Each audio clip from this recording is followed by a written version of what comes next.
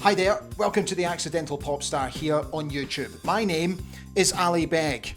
If you're wondering what gives me the right to speak to pop stars, well, I was once in a boy band, signed to A&M Records back in the early to mid-90s. We were called the Bad Boys Inc. We had mild to relative success all over the world before we went our separate ways. So the idea behind this channel is to speak to fellow pop stars about their own career and their own path in the industry and sort of compare and contrast stories. So was being on top of the pops everything that it was cracked up to be? For this episode, I'm absolutely thrilled to welcome to the show singer Ben Ofoedu, who found fame in Phats and Small. And if you remember, back in 1999, they had a huge hit called Turn Around. If you need refreshing, just give it a quick Google. Ben has a fascinating story, one that I really hope you enjoy. So welcome to the show, Ben Ofoedu. Hi Ben, thank you so much for coming on. I'm absolutely delighted that you're here. It's a pleasure to chat to you. I'm going to jump straight in, if you don't mind. I want to take you right back to your childhood. Right. Can you tell me what ambitions you had and what path you saw yourself going down? From pretty much as far as I can remember, when I did have an ambition, it was to be in the music industry, to be a pop star. Not even in the industry, just to be a pop star. I like the idea of TV and I like the idea of performing. I think my first school play, I was playing Louis Armstrong. I was about 7 years of age, or maybe 9. I think I was about 7 actually, playing Louis Armstrong. I did every school play. And, I was singing, I found my thrill. and I was miming to it. And obviously I was young and the whole crowd were like cheering and laughing and stuff like that. And I thought that was good. So I knew that my place was on the stage. So I think from then I always wanted to be some sort of pop star and I liked music very much. So yeah, I think ever since I can remember, everything I've done before music was just a means to an end, but I wanted to be a pop star. I didn't know how, but I just wanted to be one. Okay, so how were you able to sort of navigate your way through the mechanics of finding that path to get into the music industry? It was slightly easier for someone like me. So I didn't know how to actually become a pop star and to be singing and stuff like that. So, but when I was about 12, there was a massive influx coming through from America of hip hop music, of rap music. Mm. And I identified with the rappers, even though I was a young British black guy, to see American black guys and in similar outfits to what I would wear, whether it was like trainers, I don't even think baseball caps were a thing then, but whether it was trainers and jackets and stuff like that, Run DMC and stuff like that. And there was a group called UTFO and a song called Roxanne, Roxanne. And I think seeing them do that, I could visualize myself. I could see them. I could see me in them. And I think it's very important when you're inspired as a young person. It's very important to see yourself in someone else who's made it or someone else who you think is like you. If you have role models, even if they're from afar, you can say, well, I can do that. I can be like them. What I find really interesting is that to navigate your way into the industry, you ended up in a boy band called Ben's. Yes. So was there ever an element of your thinking that your path to where you wanted to be had to be through a boy band? No, I mean, I think there were, it's funny. I've got this tune called Turn Around. Obviously, we know the Phats Small tune Turn Around, but it's a song that's synonymous with my life, and there are turnaround moments. So I literally can pinpoint every moment that I thought something different because it's a turnaround moment. It might have been a thought in a car. It might have been someone said something, and that was the moment. And I did this group called Big Ben and the Fox, and the Fox was my DJ at the time, but it was just like a sort of image thing. And we did this sort of like rap rock record because by then Run DMC had happened and Walk This Way had happened and rock and rap were kind of, there was a scene that was merging them. And obviously Run DMC, that was probably their biggest record of their career. So, and this was sort of early times. And so I thought, okay, cool, I'll give anything a try because I loved what I did so much. It wasn't my bag, but I just thought, I love it. And then there was a guy called Terry Jervis. He worked for the BBC and he had a TV program called Behind the Beat. He also went on to do Dance Energy with Janet Street Porter and Normski. And these are all like, classic British TV shows, which I'm sure you'll know about. But he was putting together the acts for the Smash Hits Poll Winners Party. And he would be the booker that would book the acts. Okay. And in 1991, there was a slot. And what they used to do was bring a band on to warm up the crowd. Yeah. Then the cameras would roll and then the actual TV show would go. And they brought us on as a warm-up. And so they asked us to do this thing, Smash Hits. So we went on stage, we started rapping, and there was about 12,000 girls screaming at the Docklands Arena. And then they were throwing roses on the stage and this and that. And I thought, this is a bit of me. I like this. This is great. And you don't, it was easy to me. I thought, you don't have to do much. Just to walk on the stage and the girls start screaming, it's that kind of thing. Even then I kind of got what it was, it was the estrogen and testosterone and that blend made girls go crazy. And then Smash Hits also done this thing where they would have the smallest group share with the biggest group. Okay. So we were the smallest group, obviously unknowns. We weren't worthy of any TV slot or whatever. And the biggest group in the world at that time was New Kids on the Block. Yeah. So they had us all in a massive dressing room sharing together. And when I met New Kids on the Block, they really took to me and my band. And they were urban guys, which I never knew. See, because, the TV put them out as like, pop stars in flowery shirts and this and that. And tonight, and I didn't really pay them much attention.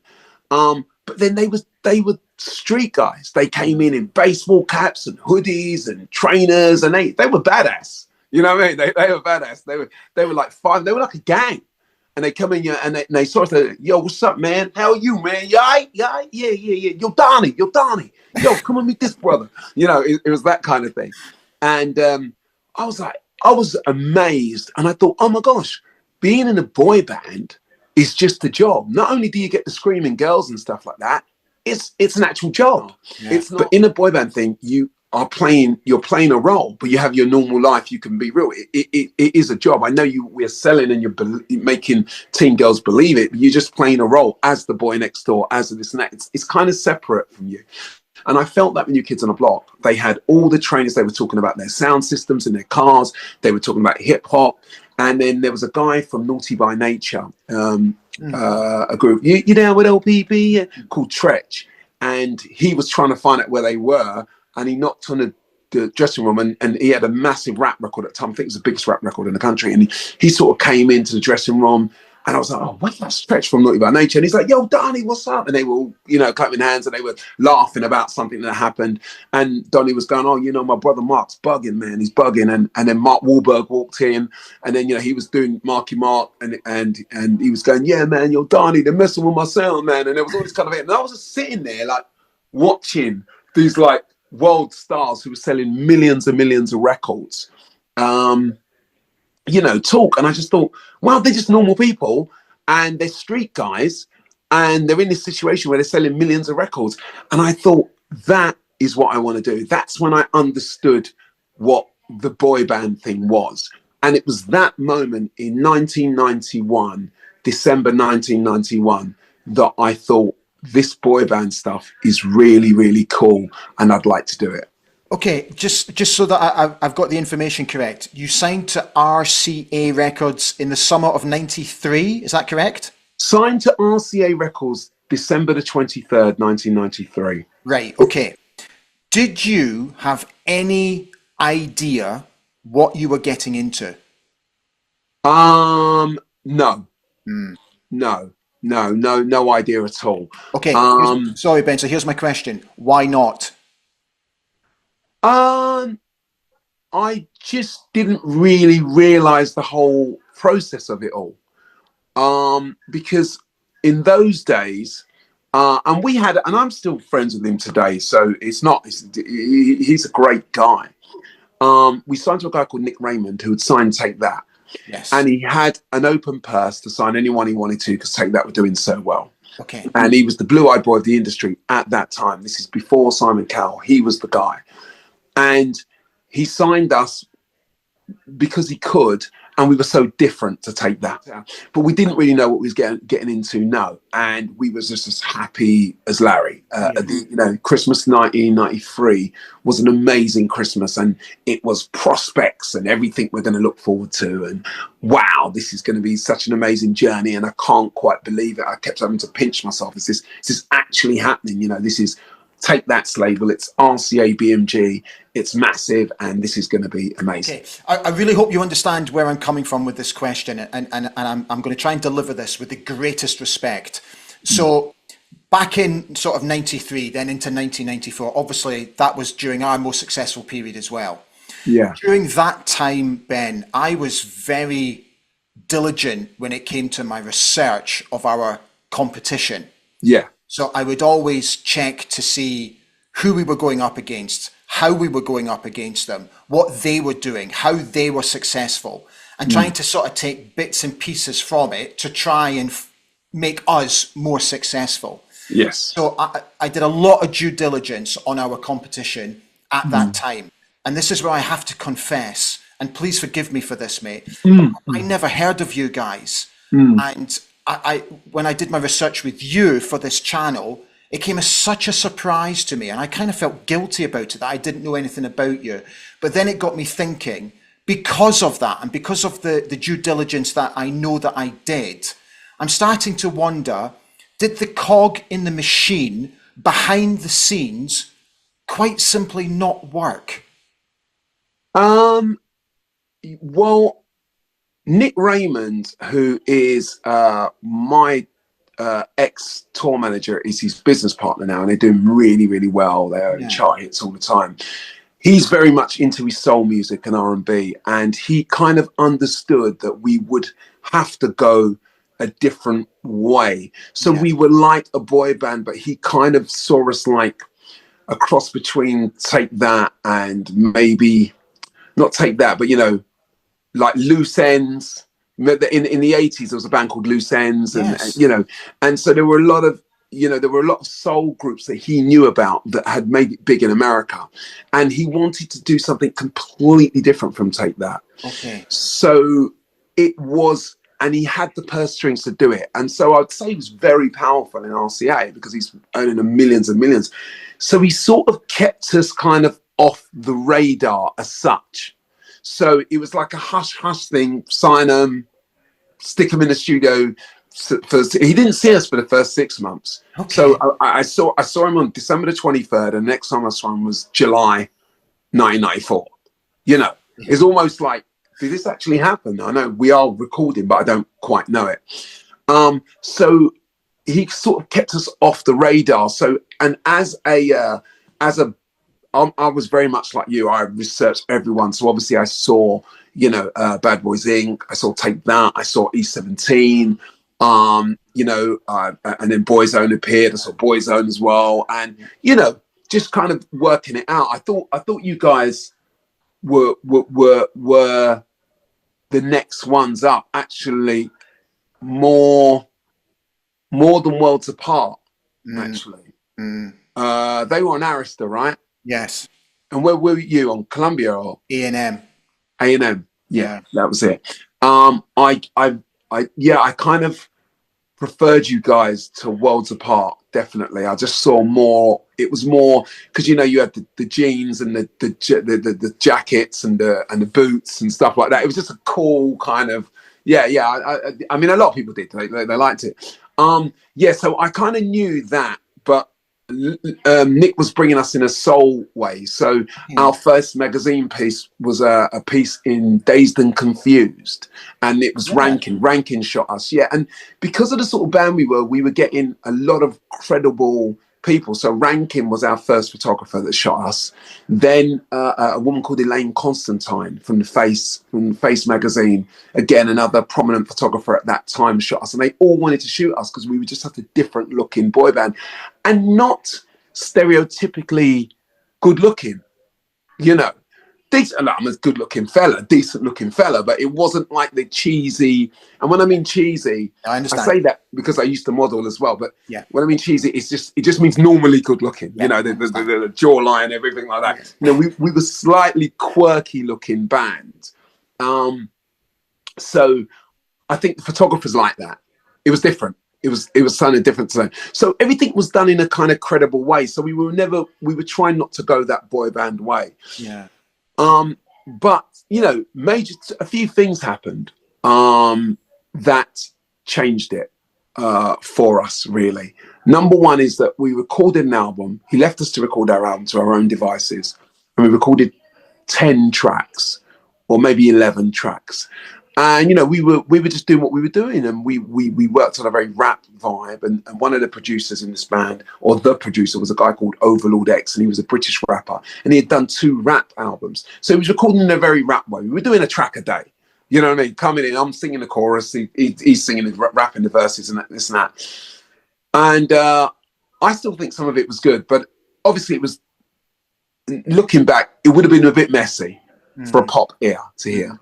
And Nick heard the album and he brought us down to this thing, and we thought he was going to tell us how great the album was and how forward he's looking to it. And he had this way of ripping into you intelligently, you know. And loads of things happened, actually. Number one, we went to a party, an RCA BMG party for Omar, and I put on loads of weight. Now, when I signed, I was skinny, but only because we were unemployed and we were on the dole and we were living in each other's houses and sofa surfing, and there was just no money.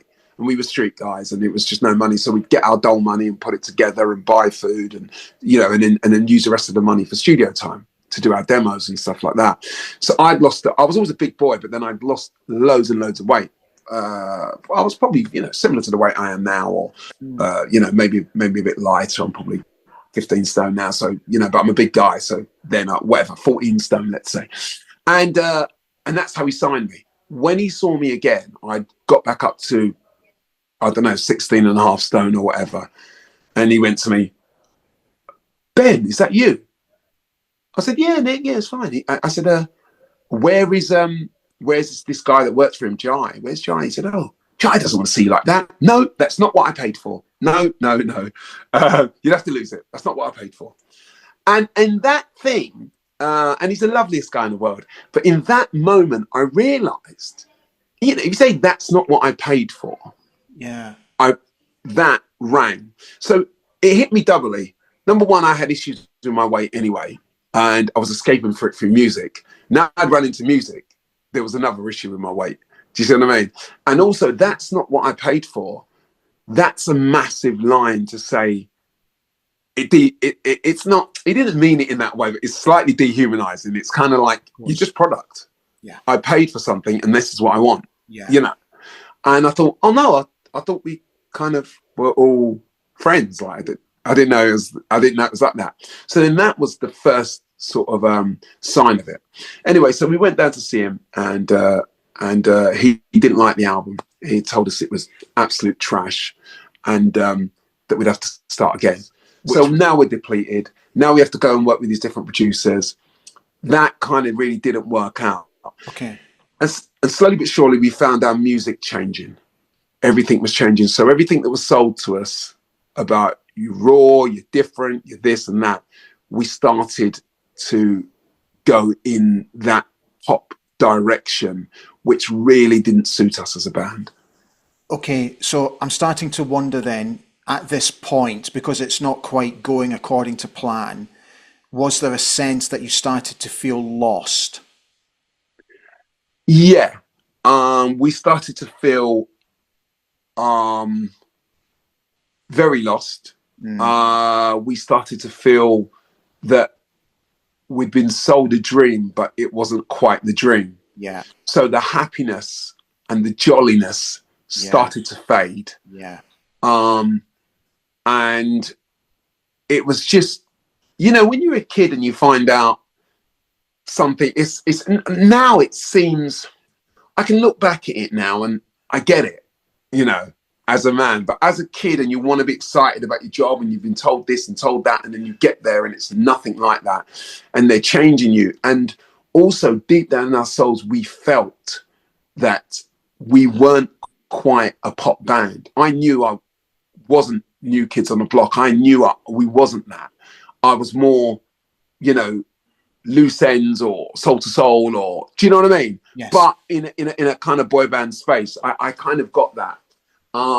But he I don't know if the record company was coming down on him, but he seemed like he was sort of schooling us. I totally get it. It's really hard to talk because I kind of get it now because I've stayed in the industry so long. Yeah, of course.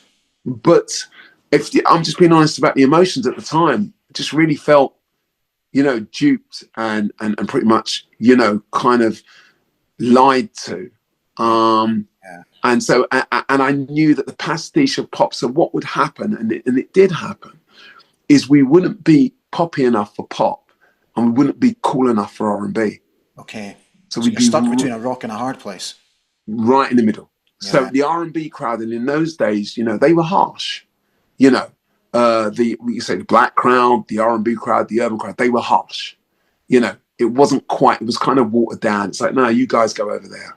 And then the pop crowd was like, what's this? This isn't Boyzone. This isn't Take That. This isn't Bad Boys Inc. even. Yeah. This isn't, what is this? This is like, and all we had in the end, a lot of it, we had one lifeline, but that got scuppered. But all we kind of had was other bands watching us on stage telling us how good we were. Yeah. That we were an amazing band, the work rate, the dance routines, everything like that. But they weren't buying our records. It had to be the public that was going to buy the records. So we had a credibility. We were like a band in our motion. I remember we were like a band's band, the band that never made it. If you speak to members of 911, Peter Andre, wherever, they'll say, yeah, Ben's were great. The band that just never happened for the moment. And I don't know why, but that's why it never happened, because it was confusing. It wasn't one thing or another. Okay, let's just turn everything a little bit more positive, because you've come through it. You've come through that experience. So tell us about the collaboration with Phats and Small. How did that come about? But I was on the dole basically, and I didn't want to be on the dole. And so I would have taken anything at the time. I would have tried anything. And I went to, the first time before I went to Brighton, I went to a studio. It's funny, it's all come back to me now. I usually say I went to Brighton, but I didn't. I went to a studio in Dover Street. And I met the boys, Russell and Jason, and they were lovely. They were great guys, two like wide boys, Cockney boys. You know what I mean? They were from Brighton, but they were kind of Cockney boys and like to be all right, saucy. Hey, who you? Oh, yeah, mate. You know what I mean? And it was that kind of thing. And I thought, these guys are all right, and they kind of reminded me of guys I grew up with. You know what I mean? I grew up in Essex, and so it was that kind. They were kind of like Essexy kind of boys, and and they were more interested in having a pint than the music. The music thing was all like, yeah, whatever, man. Yeah, we're doing a couple of DJs, like a couple of drinks. You know what I mean? And and then we got recorded in Turnaround. So that's kind of how it happened. But I only took the gig. I only went there because I knew what it was about, because they sent me the instrumental, and I didn't hear anything. I didn't think it was.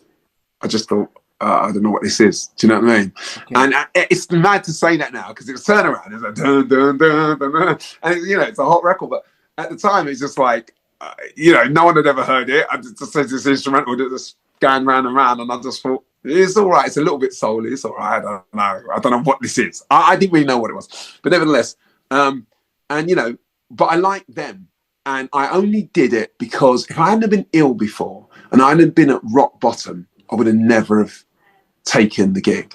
And the situation with Phats Small was very small.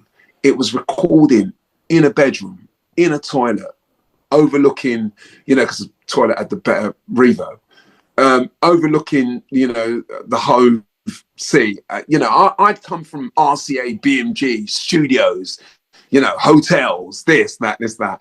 And I just remember thinking to God, oh, how the mighty have fallen. Like, what is this, man? Where am I? You know what I mean? And the biggest thing I've ever done till today, it changed the course of my life. And I learned a massive lesson from that. You just never know.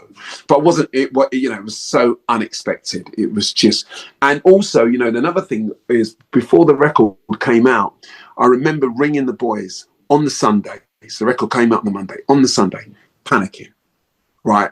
I didn't want to say anything. I don't want to be out of place, but we've done no promotion on this record.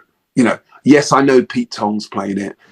Yes, I know Carl Cox is playing it. Yes, I know Norman Cook's playing it. But I didn't know those DJs really. They didn't mean anything to me. I wasn't in house music, so I wasn't sure what those DJs were doing. I didn't know that there was a holy trinity of DJs, right? And I was saying, we've not been to any shopping centres. We've not danced at any. Do you know what I mean? It's that kind of thing where I've got a boy band mentality where.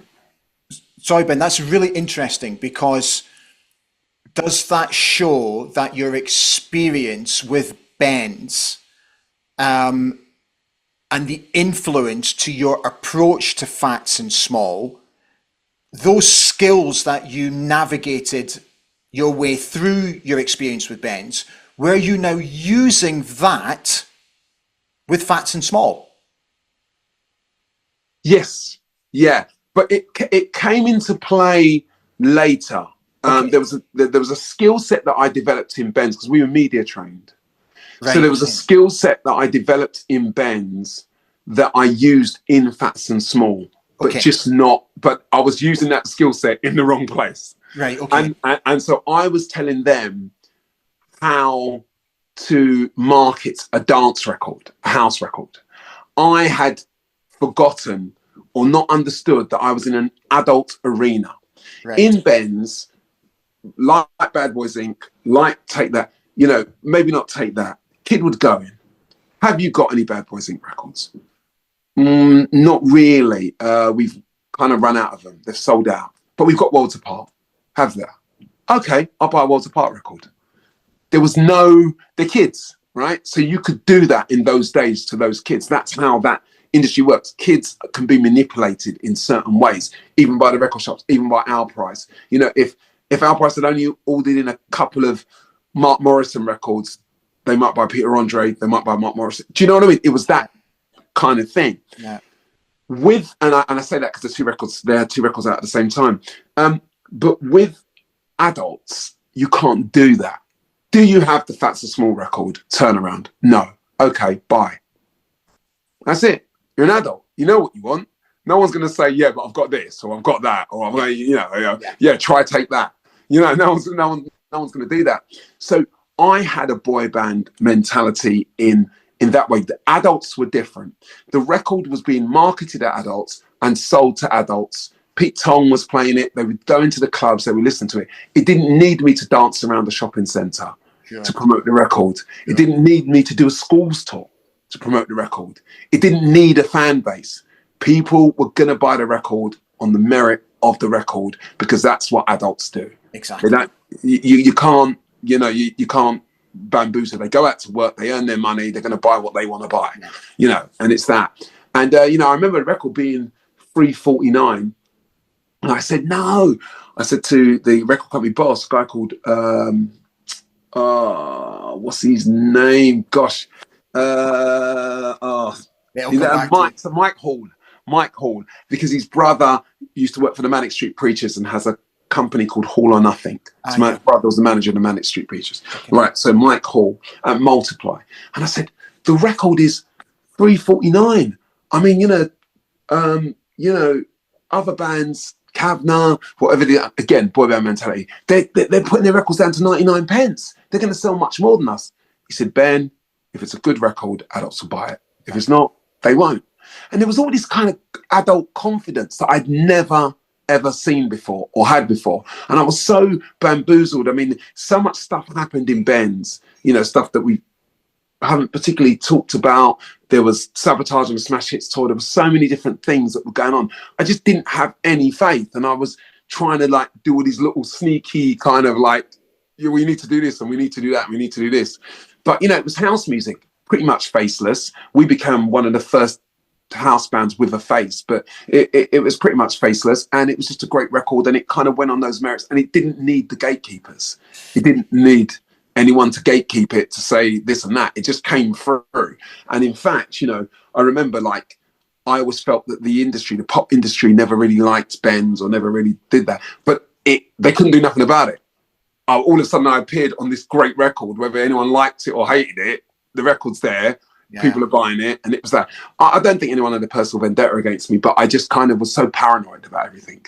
I was thinking, oh no, I don't want them to know it's me. If it's me, they're gonna... Obviously, because of the success of the record, you get the obvious add-ons with that. Top of the Pops, music playlists on radio stations, all that kind of stuff, press interest. So your levels of fame are naturally rising because of the success of the record. Yes. How did you cope with your ever-growing level of fame? I was incredibly happy to be there. Okay. Because I think the journey that I'd gone through with the disappointment in the bands that I'd been, the corruption, the sabotage, and now I'm in this band with two guys who just like to pint, and all of a sudden I made this record on the cheapest budget that you could ever do it in a bedroom, and having this huge success. And the record company would go, oh, you know, Phats and Small in the studio, I wonder what they're going to come up with next. Oh, this was such a big thing. And we were just in the pub, do you know? We were just in the pub.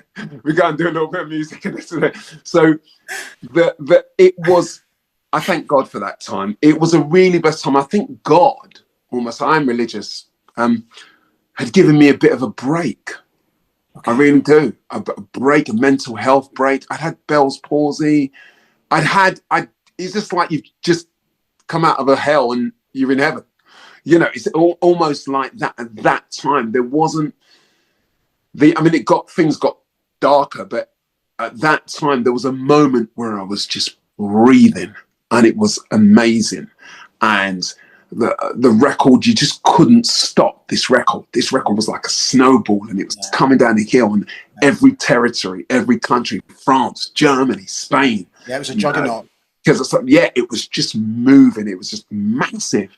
No one, whether you liked me, you didn't. I was paranoid because, you know, things had happened and I thought people didn't like me. So I was like worried about it. So, you know, I used to wear a bandana and shaved my hair off like it is now. And do you know what I mean? I wore a suit jacket and it's not really me. It's not that guy from Ben. So don't worry about him. You know, because I thought everyone's going to say, oh, he was dropped. We can't buy his record. You know what I mean? My mentality was so silly, you know, in those days. And it just went massive. So yeah, everything kind of rose and the fame kind of rose, and I was so happy to be there. The boys, it was the first time it had happened to them. So they were just like, oh, it's a workload. What, we have to do that gig and that TV. And I'd go, no, we've got to do everything. We've got to do everything. And I had this real panic because I just didn't want to lose that position, you know, with them. I knew, and then they were going to do just the one record, and I was thinking, there's no way I'm letting this go. So then I spent nights over beers convincing them that they should do another record. Yeah. So we weren't a band; it was just a one-off record. And I convinced them, saying that, you know, it's really hard coming from a boy band perspective. Again, I could talk, and I said, you know, coming from a boy band perspective, it's so hard to throw something against the wall and let it psyche of the people as the three of us. That the record's so big, we did Top of the Pops 7 times for the one record. So it was huge. And, you know, we were multicultural, which really helped because we went on to get nominated for a MOBO and a Brit. Do you know what I mean? So, I mean, you couldn't have made it up. It was a perfect storm. And I said, you don't want to throw that out. Why would you go and do something different now? You're just throwing it all away. It's so hard to have anything that works, you know. And they were, oh, I don't know. I was kind of fancying doing this and doing that. And, you know, want to use this girl and this and that. I said, no, honestly, I think we should just do it again. We should repeat the formula and see where we end up. And then that's how the Feel Good and Tonight, and the rest of the records happened. Yeah. And that was a conversation. But again, to answer the question, I had a breather. So for like the first year, it was amazing. I mean, I was just happy, and I could deal with the level of fame, and there wasn't any stress, and there wasn't really any problems like that. Like I say, it was like I've been waiting for this moment my whole life. I'd had 10 years beforehand of no success, you know, and lived with coupled with sabotage and corruption and lies and all sorts of things, and falling out with good friends, you know. And then all of a sudden I was in this place with a massive record, which was breaking records. It was the most played record in 1999 on the radio. It was record of the week on Radio 1 for 2 weeks in a trot. Zoe Ball played it 2 weeks in a trot. That's unheard of. They've still not done that to this day. It was on the Radio 1 A-list for 12 weeks. I mean, it was just 12 weeks. Yeah. It was a juggernaut of a record. There was no other record. I think the second record that was that big of that time was Robbie Williams' Strong came in. We were competing record sales wise with Westlife and S Club. That was what it was. It wasn't even, we were doing 80,000 records a week on average. It just was, big. You see, because this leads me to my next question, Ben, because this is where it's so interesting, is that you've now found the level of success, having come through a really difficult period. You've got a level of success. That success carried on. You had more hits. But then what prompted you to go solo? It was, I had a good mate, and I still got him now, called Tony Thompson. And we was in a band called Rain, and Rain didn't get signed. Yeah. That was the London Records thing. Yeah. And he was also in Ben's with me. So we'd been working together for years. So he was down on his uppers, and I said to him, I might be able to get you some work with us, come in and do some backing vocals and get paid. You get an advance and whatever, and it'll get you out of a tight situation. He came down and did that. Then I was round his house with his then wife and her mate, who I haven't seen till this day. And we were talking about the songs, and we were going to go in and record the Phats Small song tonight. And he also, used to vocal arrange for me. So we were kind of doing stuff together. The wife's mate rang, I think it was Gareth Morgan or someone how these people get numbers, I don't know. This is just like the one mate, I don't even know who this girl is, rang the son and said, there's a guy called Tony who's doing the vocals with Ben. It's not just Ben or whatever. Just really maliciously, I don't know what she thought was going on. And we got the call out in Ibiza. And Mike was like, what's going on? Who's this? Mike, who ran the record company, was like, oh my gosh, you're drama. I thought you was the nicest guy in the world. Now you're bringing me drama. A friend of Ben's. What is this? Like, we're having a hit record out here. That kind of thing. Then the boys were like, not really. I'm not sure. Then they were like, we don't really need to. I wasn't really thinking of doing these other records anyway, because now everyone is, everyone's, the record's sold, people have got money, egos are flying. We might do something else next time. Don't really need you, Ben. You know what I mean? Okay. And then I was like, well, yeah, that's fine. That's great. But I also don't need you. So, we don't need each other. Let's put it this way. We all make this thing work. Yeah, I knew that understanding. I do all the pop stuff, all the interviews. I keep it together. I don't miss flights. I'm all very, very my side of what I'm doing. I'm media trained. I can talk about stuff. I can sell stuff. And you guys are great at making music. Well, one of them was really cool. The other one now, you know, we don't get on, so I don't know about him. But you know, yeah, and that was that really. So that's where the fracture started. Okay. Started with the third voice. It's always someone outside, some random girl that, like I said, I don't even know her name. I've not seen her till today. Decided to ring the press. It's just, you know, and I just thought to myself, oh my gosh, you know, I just thought, wow, you know, you leave the hood and then you come back and someone just tries to drag you down. It's just like, it's almost like a sense of skullduggery for the sake of skullduggery. yeah, it's just no point. People who, you know, what I've learned in life is people who do things like that, you know, if anyone's watching and you do things like that, you do skullduggery for the sense of skullduggery. You go on the Daily Mail online and you comment, you do all of those things. Guarantee you, if you look at your actual life that you live in or where it goes and things go wrong, don't complain, because life is about energy, and what you put out, you get back. Every pop star, every person you've got an opinion on, they're human beings just like you, a human being. Don't judge or you will be judged. Sounds all philosophical, but I challenge you, if you are one of those people who are negative and write horrible things about people and talk about people and try to do those things, to look at the life you're living. I challenge you. You won't admit it, but you'll see what I'm saying. I can say that confidently as a 52-year-old man. Yeah, yeah. Boys in Block is an interesting concept. It's almost, you know, it's perceived as being a supergroup. So it's you were Shane, Abs, and Dane Bowers. That concept had been tried and tested before and hadn't quite worked. So why did you step in? I think we all did it because none of us cared.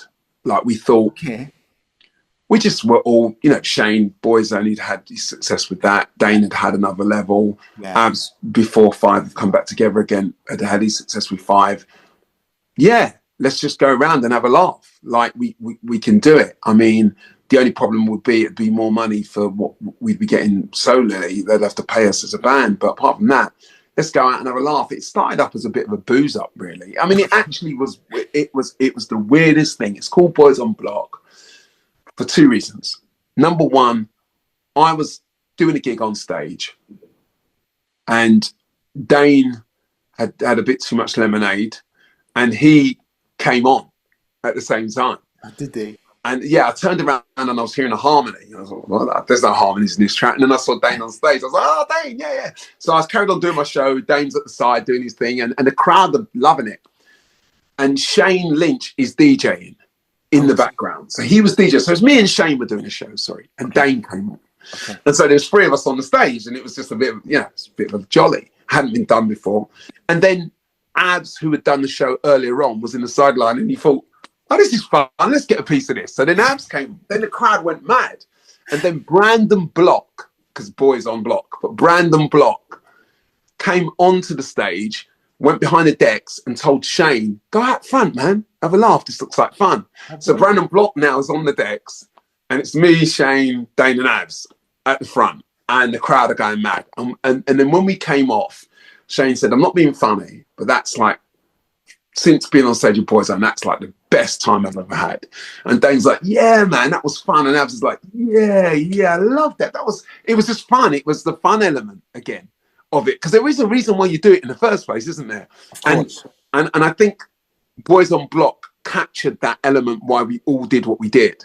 And so then we decided to just kind of do it. And then the Sun newspaper, a journalist got hold of it and said, Bad Boys on the Block. That's and it was an article of all, Dane Bowers, all sort of slightly controversial, Abs, all the bad boys, Shane, the bad boy of Boyzone, they've all got together and they did this thing.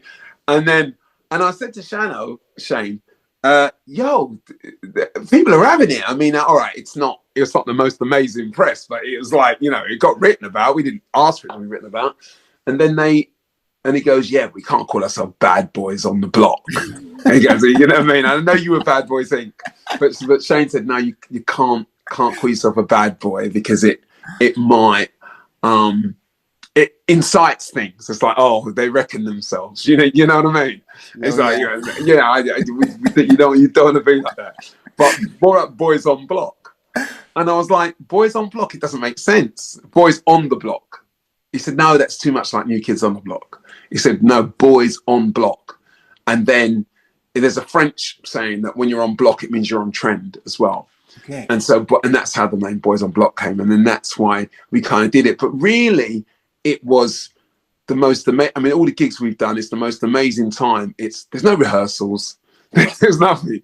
It's 20 to 30 years of stagecraft of everyone. No one needs to rehearse for it. It's like if someone stuck you on stage and you're one of us, you're just doing your thing. You know what to do.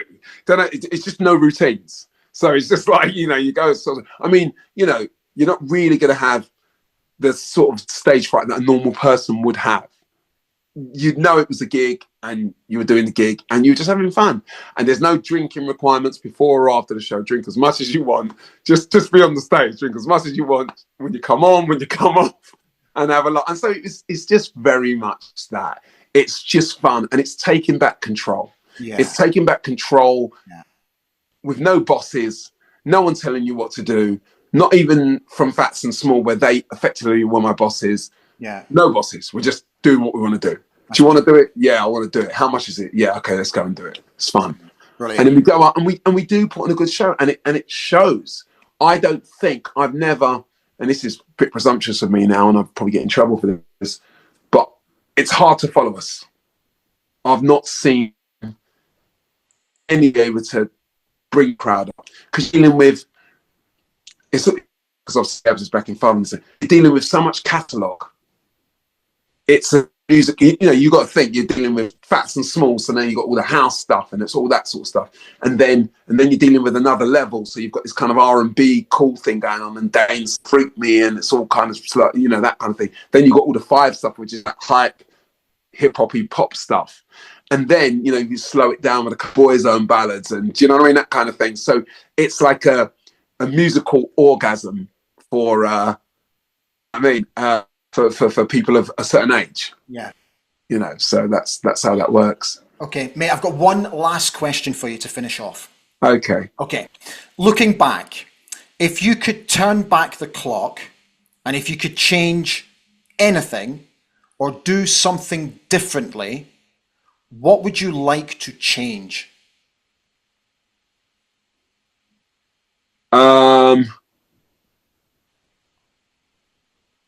If you had a time machine, you could go back and say, I'm going to change a decision.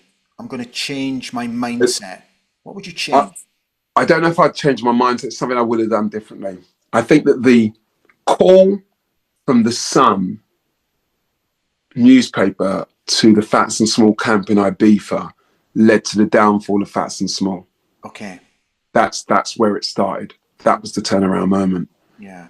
And had that not have happened, we would have had, we would have gone on to have much more success. Okay. But then that was when the wranglings backstage started. I wouldn't have gone to my mate's house that day. Yeah. I just wouldn't have done that, to have this random girl do that. I just wouldn't have done that. And so the rest of it,